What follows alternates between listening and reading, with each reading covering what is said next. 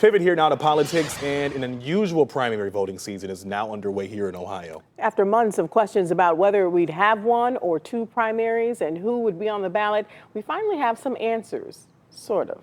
The state of Ohio will have two primaries. The first is on May 3rd, and that first one will not have all of the 2022 races on it as we continue to wait for those redistricting commission to create those maps for state legislative races. Now, those maps must be approved then by the state Supreme Court.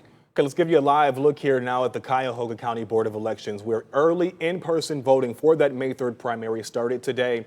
But as News 5's John Kosick explains, it wasn't all business as usual there.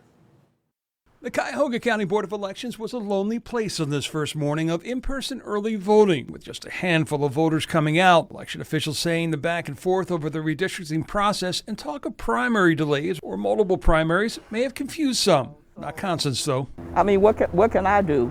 All I can do is vote for what's there. It was something else that left Michael scratching his head. Most confusing thing today is this temporary ballot thing they got going, something about they don't have the...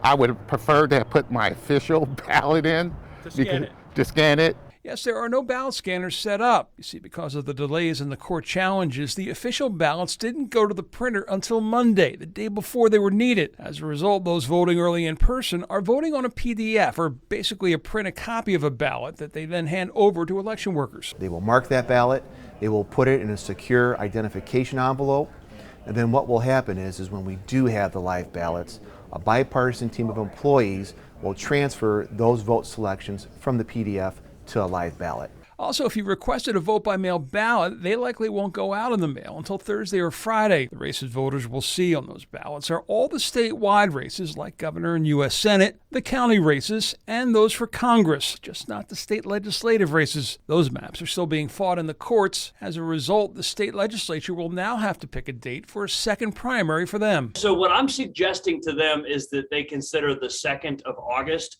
That is a date that the boards of elections normally use as a special election date. That would allow us enough time to finish one election, and then we would start to prepare for the next election, and that would time out to being August 2nd. Still, whether you vote early in person, by mail, or May 3rd is your choice, says Michael, so long as you vote. I'm a veteran, so I believe in voting. I don't care about your political beliefs. I just believe everybody should vote.